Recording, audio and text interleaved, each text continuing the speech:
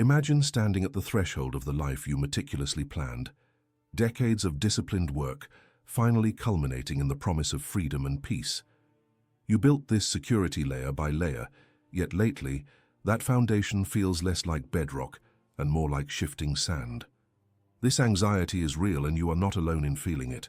For millions approaching or currently enjoying retirement, the relentless churn of market volatility has become a terrifying daily erosion, systematically dissolving the very security they fought so hard to achieve.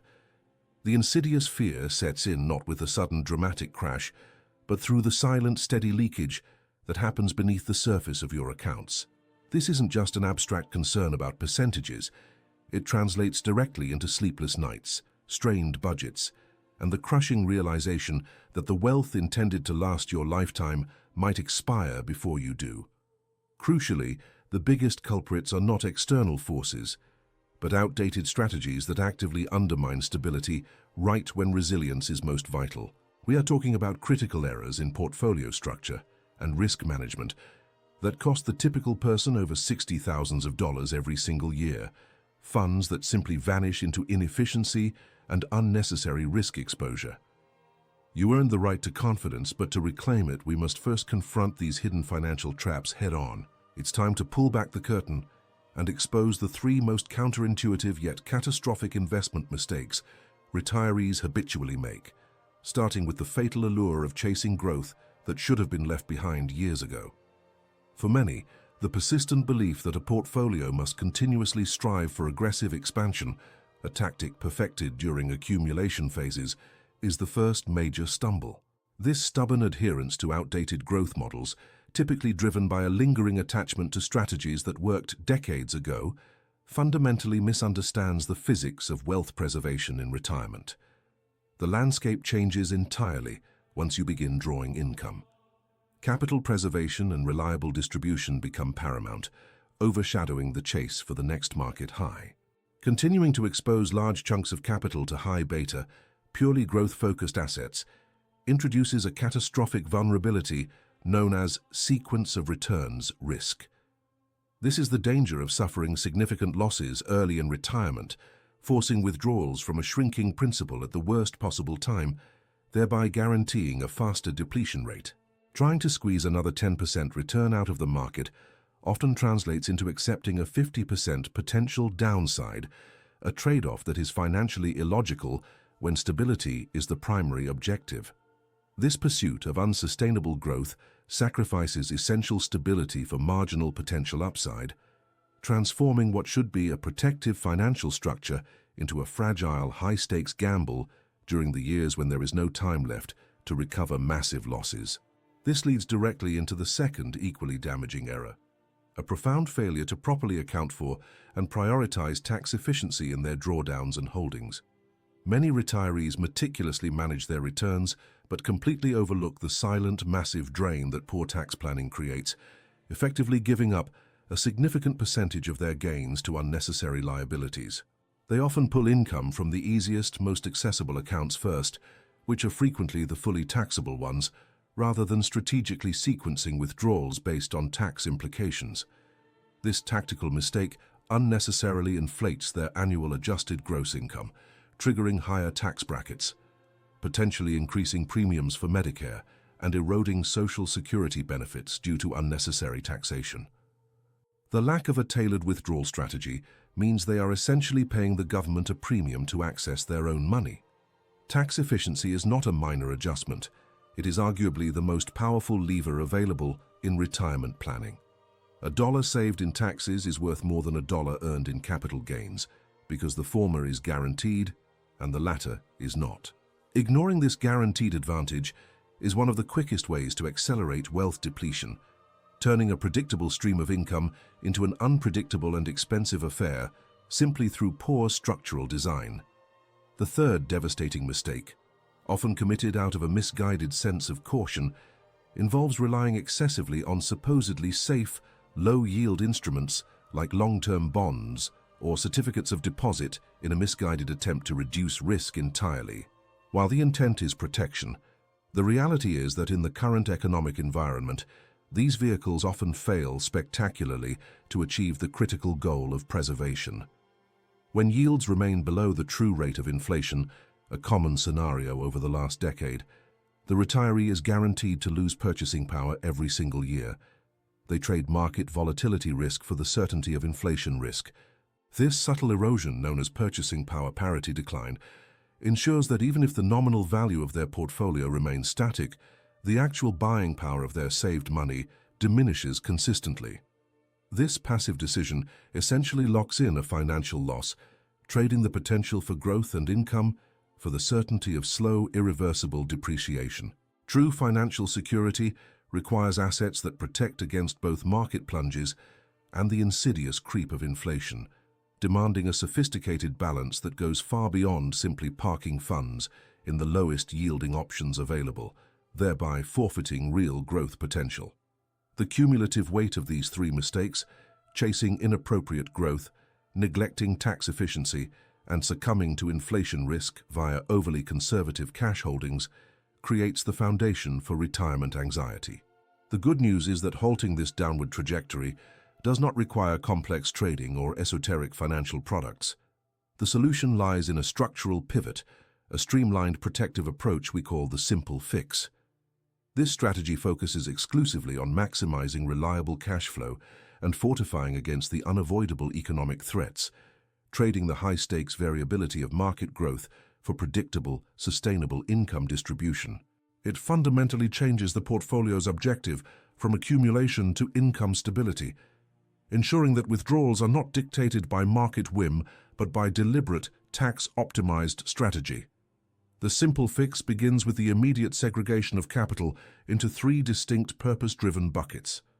The first bucket, the Immediate Stability Fund, holds 2 to 3 years of anticipated living expenses in highly liquid, truly secure cash equivalents.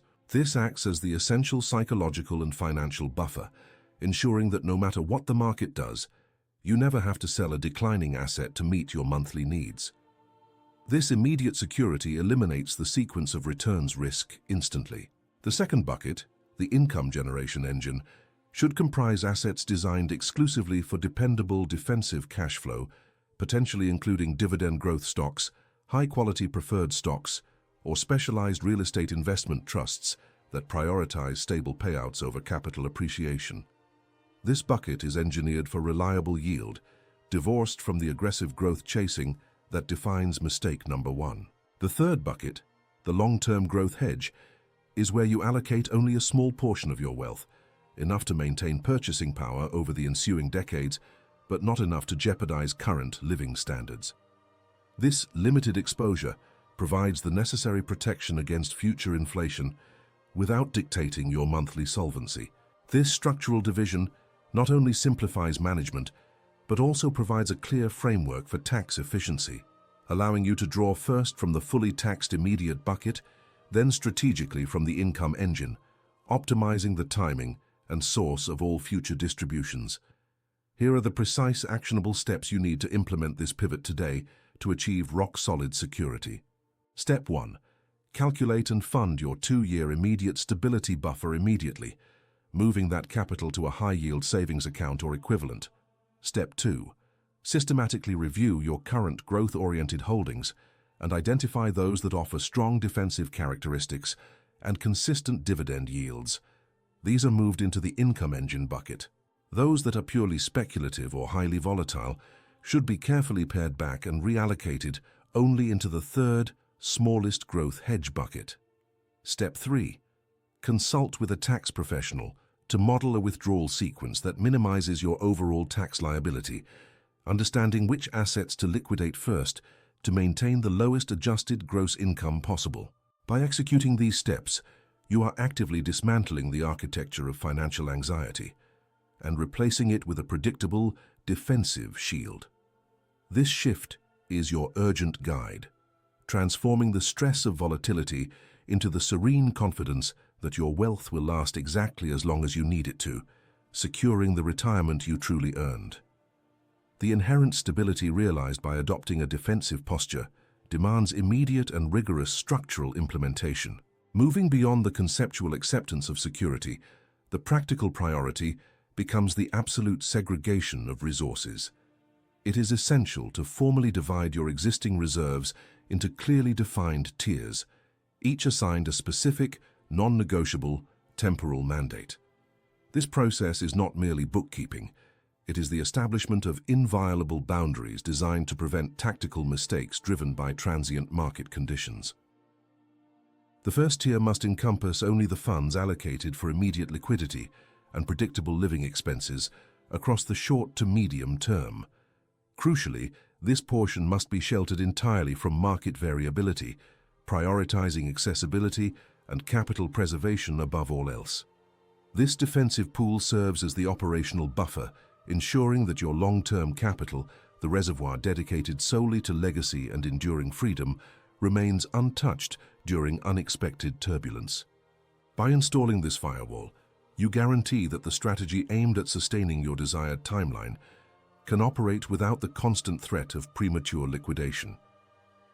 This clear classification prepares the entire framework for the targeted selection of performance engines required for the subsequent phase of strategic acceleration. The robust classification system, solidified by the protective parameters put in place, immediately transitioned the operational matrix into the required selection mode. With the threat of premature volatility neutralized, the focus shifted entirely to maximizing sustained output. The command structure initiated the exhaustive review of the validated performance engines, mechanisms specifically engineered for targeted growth within the established timeline confines. Precision was paramount. Selecting an over-accelerating unit risked fracturing the finely balanced structure, while choosing an underperforming element would fail to achieve the required velocity profile. The lead engineers converged on the primary console, isolating the first engine designated for integration. This specific unit, characterized by its reliable low-friction deployment and scalable throughput capacity, was deemed optimal for the initial activation sequence. Linking it to the operational core required meticulous synchronization, calibrating input tolerances down to the micro-unit level. Before full engagement, a series of low-power diagnostic pulses were transmitted to confirm harmonic resonance across the entire framework. Only when the system reported complete stability and zero thermal spikes was the final command issued to bring the performance mechanism fully online. The effect was subtle, but undeniable. Where before the timeline existed in a state of carefully preserved stasis, monitoring screens now displayed the initial signs of controlled strategic expansion. Data streams confirmed that the newly engaged engine was operating precisely within its projected efficiency band, validating the rigorous pre-selection modeling.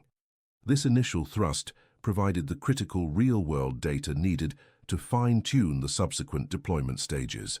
It was not merely about activation, it was about ensuring that the added pressure translated directly into accelerated progress without taxing the underlying foundational supports.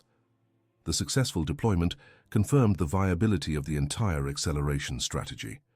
With the first phase verified, attention immediately pivoted to the dynamic reallocation of resources required for the imminent second stage. The success of the initial engine deployment necessitated immediate adjustments to ensure adequate power reserves were staged for the next module. The framework needed to be dynamically adjusted to accept greater strain, moving away from defensive sustainment and fully into proactive scalability.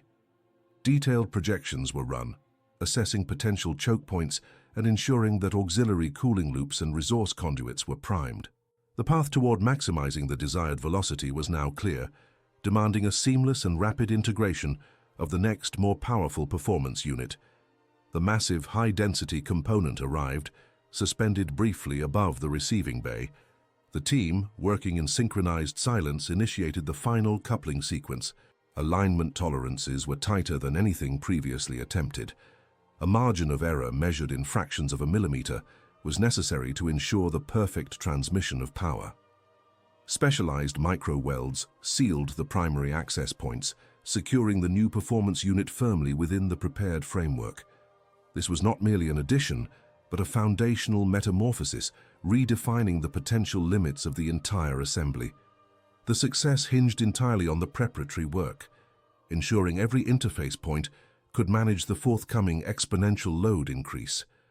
Once physical integration was complete, the auxiliary systems underwent immediate diagnostic verification. The recently reinforced cooling loops pulsed with coolant, stabilizing the temperature gradient already rising from the sheer presence of the dormant capacity. Data streams confirmed that the resource conduits, previously prone to fluctuation under minor stress, now maintained unwavering pressure. The previous defensive posture was finally retired, replaced by an optimized readiness stance designed for expansive growth. The console registered green across all critical sustainment metrics, a testament to the rigorous pre-planning that had averted potential systemic shock. There was a palpable sense of anticipation as the core operational metrics confirmed readiness for the inaugural test sequence. The lead technician authorized the initial power transfer, starting at a nominal 5% capacity. The integration hummed smoothly. No unexpected tremors or data spikes marred the reading. Encouraged by the immediate stability, they bypassed the incremental ramping protocol, seeking instead to validate the structural integrity under acute stress. The command was issued for an immediate surge to 40% velocity. The entire structure resonated briefly, not with instability, but with harnessed power that permeated the monitoring deck. Displays monitoring the output confirmed the immediate linear response. The sophisticated scaling mechanism was flawless. The system had successfully absorbed the massive input without deviation from the predicted trajectory, demonstrating a resilience previously unattainable. This initial aggressive validation confirmed that the assembly was prepared for long-duration operation at these elevated thresholds. The task now shifted from immediate stabilization to strategic implementation, with the framework proven capable of handling the severe stresses of peak functionality. The team could begin planning the layered operations required for sustained high yield. New protocols were quickly deployed, designed specifically to leverage the excess capacity, allowing simultaneous processing of complex data streams previously deemed impossible to manage concurrently. The path was now open not just for maximizing the immediate velocity, but for establishing an entirely new plateau of sustainable performance, redefining the project's ultimate potential and confirming the value of the preceding structural enhancements. The deployment of the advanced protocols immediately shifted the operational paradigm. Performance metrics stabilized at the anticipated high plateau, proving the structural enhancements were not merely incremental improvements, but foundational shifts. The relentless demands of simultaneous data processing, which had once threatened system integrity, were now absorbed and managed with remarkable efficiency. Hilara and Ben spent several days immersed in the diagnostic reports, confirming that the sustained output was reliable and scalable, consistently utilizing the previously untapped excess capacity without generating dangerous thermal spikes or latency bottlenecks. This newfound resilience dramatically reduced the necessity for constant manual oversight on routine operations. With the core system operating smoothly and autonomously, the team's collective focus began to pivot from maintenance and optimization to strategic application. The integrated complex data streams, now flowing without interruption, started generating synthesized predictive models that far exceeded the resolution and depth of earlier analyses. This level of comprehensive insight provided clarity on several long-term challenges, illuminating potential operational hazards weeks before they could manifest. The sheer volume of simultaneous calculation opened up avenues for exploration that had been dismissed as computationally infeasible just a few months prior, pushing the boundaries of the entire endeavor. Marcus, the lead operations specialist, called an impromptu briefing to discuss the reallocation of human capital that had been freed up by the enhanced system autonomy. He stressed that the successful utilization of the plateau meant their goal was no longer merely maintaining optimal speed, but fundamentally leveraging the stability to explore entirely new objectives. They collectively decided to launch a highly focused auxiliary initiative. This pilot program, designed specifically to stress test the new capabilities under maximal parallel load, would attempt to construct a detailed, real-time, three-dimensional environmental map of their broader operational periphery. This task required continuous asynchronous processing across multiple sensor arrays, a perfect measure of the system's true sustainable potential. The launch of the Auxiliary Mapping Initiative went flawlessly. It served as the ultimate proof point, confirming that the infrastructure could now handle vast, complex tasks demanding immense parallel resources, while the primary systems continued their critical work unimpeded. The initial data returns from the new environmental project were astonishingly detailed and immediate. This success confirmed the underlying principle.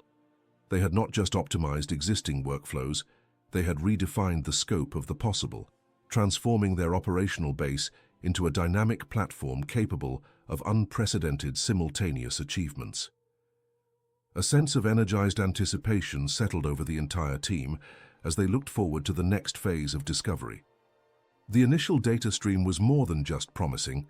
It was a deluge of confirmation, showcasing achievements previously considered impossible to reconcile simultaneously.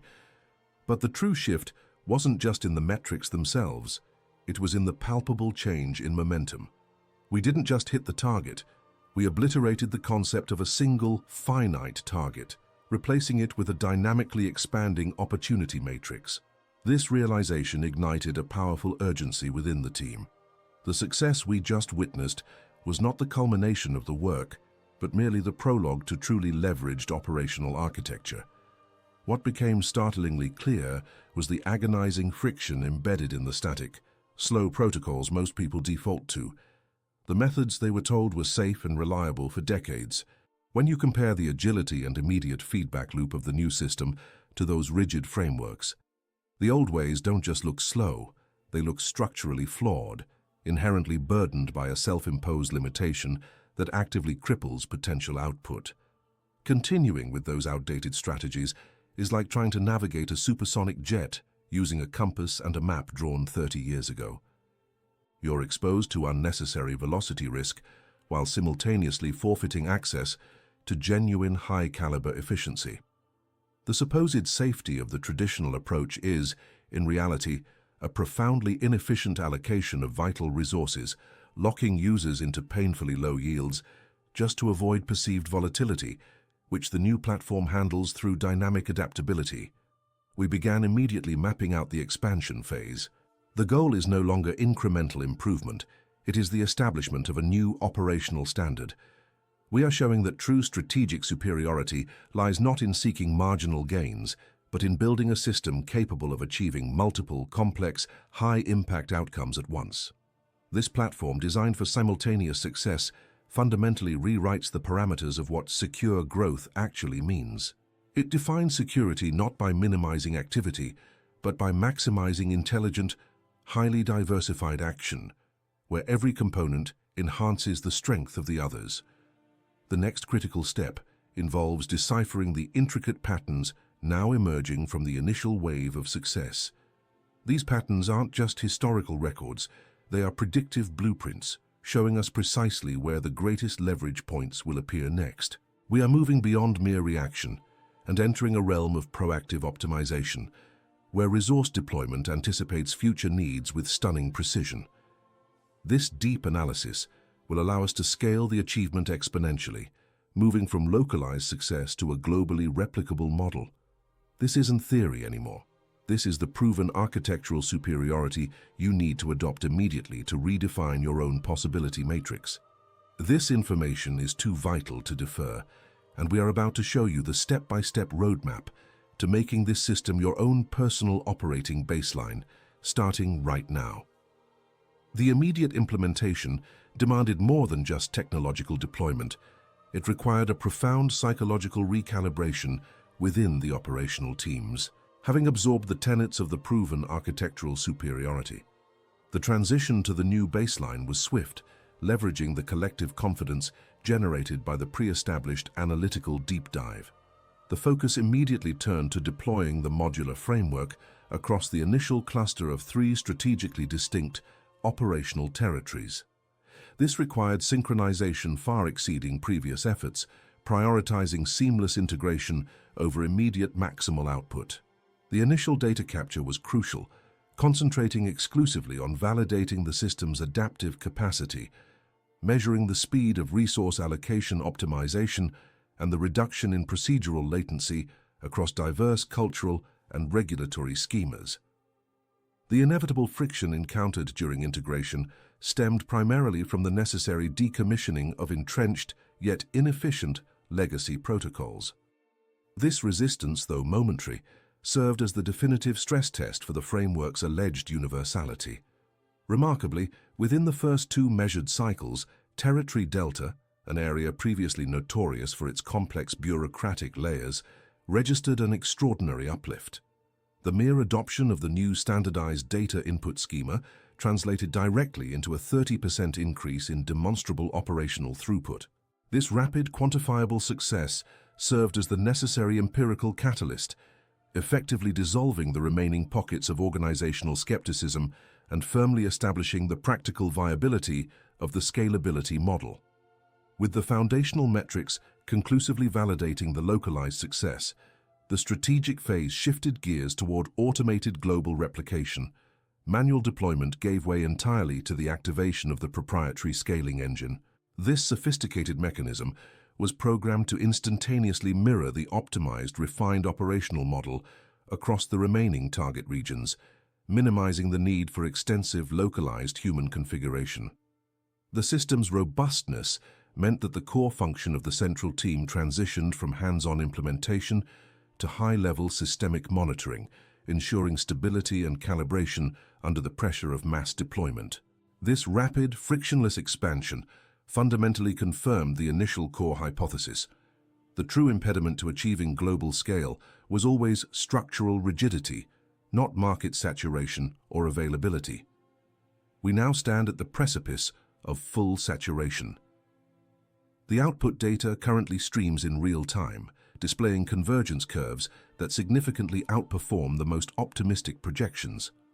The framework's proven capacity to maintain fidelity while expanding exponentially is now undeniable. The final stage is not implementation, but rigorous documentation and precise articulation of these final results, converting this massive operational success into the globally applicable narrative that will ultimately redefine the possibility matrix for everyone adopting this powerful new operating baseline. The intense pressure of real-time scaling had subsided, replaced by the meticulous quietude required for final synthesis. The core team shifted focus entirely to refining the comprehensive report. This document was more than a mere record of achievements. It was the definitive map detailing the path from theoretical robustness to demonstrable, large-scale efficacy.